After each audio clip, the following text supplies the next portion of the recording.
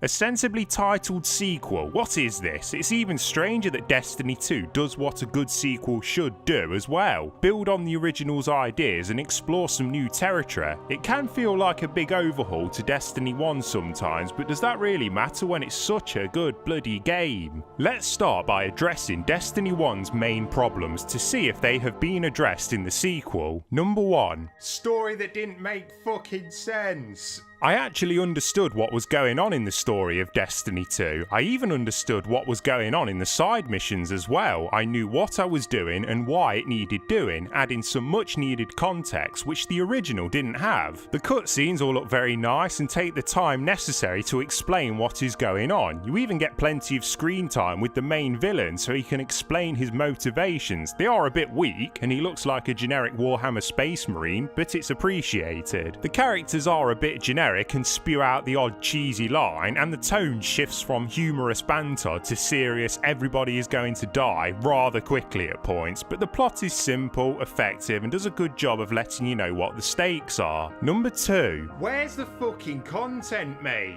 Destiny 1 blew its load content-wise all over the main campaign, so when you got to the endgame there wasn't much fresh content. Thankfully, that is not the case in Destiny 2. All of the game's content is staggered nicely, so you always have something new to experience, leading to a much better overall structure and pace. For example, you don't unlock strikes until really late in the story, which I thought was a good move. You also have a good indication of what you're meant to be getting on with at all times. I have got into the end game and keep finding new stuff to do. The areas in the game are big and encourage exploration to find hidden loot caches and do public events to earn reputation with certain characters for more loot. The public events are hit and miss though. Too many require you to defend a mining drill or defeat a walker boss that was in Destiny 1, and there are only so many times you can do them before they get repetitive. The quests in general are also more varied. You still have to go to a point, let your robot look at it and then defend it, but then there are some good set pieces as well as quite a lot of platforming weirdly, but it works quite well. The way you unlock subclasses makes you take part in certain activities rather than just doing one quest. It makes it seem more meaningful and encourages players to engage with the community.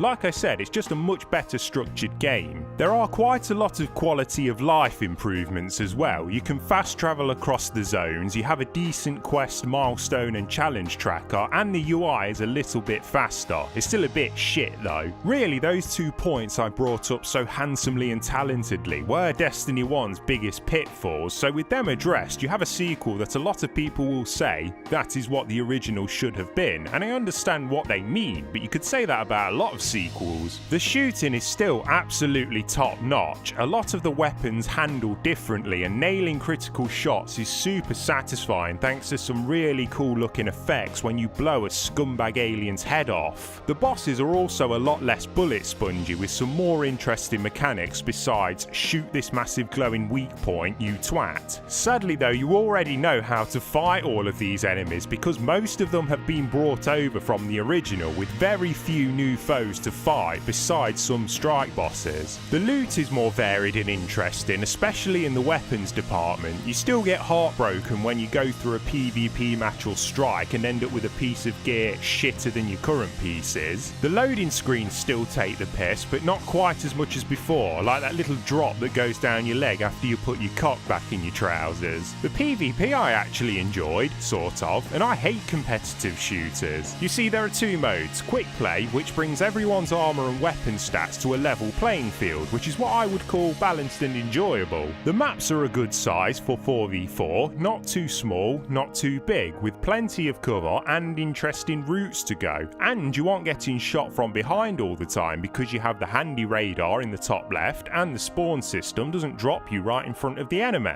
Then there is competitive mode, or shite mode, where it doesn't do any of that, so if you go in with good gear you have the advantage. I know people will pipe up and say, "Oh my god, real skill will always trump gear score." Shut up, you're the same cunts who have more time on your hands than everyone else. So you have the auto rifle of the Red Legion's menstruation period or whatever, and I have the hand cannon of diarrhea. How is competitive mode competitive when it isn't balanced? Honestly, someone answer me that. If your gun is putting me down in 2 shots and mine takes 10, it doesn't matter how skilled you are because 1, the lag compensation is ridiculous. I have killed so many people who were clearly behind walls when I shot them, and 2, the auto aim on console is very generous, so don't give me shit about skill. We should all just realise competitive console shooters are a load of bullshit and stop trying to make out like there's loads of skill required. The character creator as well, what the fuck is this about? It is exactly the same as the first Destiny. No beards for humans, despite NPC characters having them. It's just weird when you see how much effort has gone in everywhere else, but the thing that makes your character look unique is lacking. Oh, but that's where the shaders come in, isn't it? Yes, in Destiny 1 you could use a shader as many times as you liked, but in Destiny 2 they have limited uses, so you have to buy random loot boxes with real money hoping you get the one you want, because there is nothing like chopping off part of a game that works really well and rearranging it to exploit people with addictive personalities, is there? Fuckers. Besides the competitive mode, shaders and character creator though, Destiny 2 is a great game. I rarely play games more after I've reviewed them, and I will do with Destiny 2. You have a lot of content to get through for your money, and it's gorgeous to look at with a rock solid frame rate. Great music as well. See lads, this is what happens when you don't get Paul McCartney to do your theme song. He's produced nothing but musical diarrhea since he left the Beatles, and even in the Beatles John Lennon did most of the work, the woman beating cunt.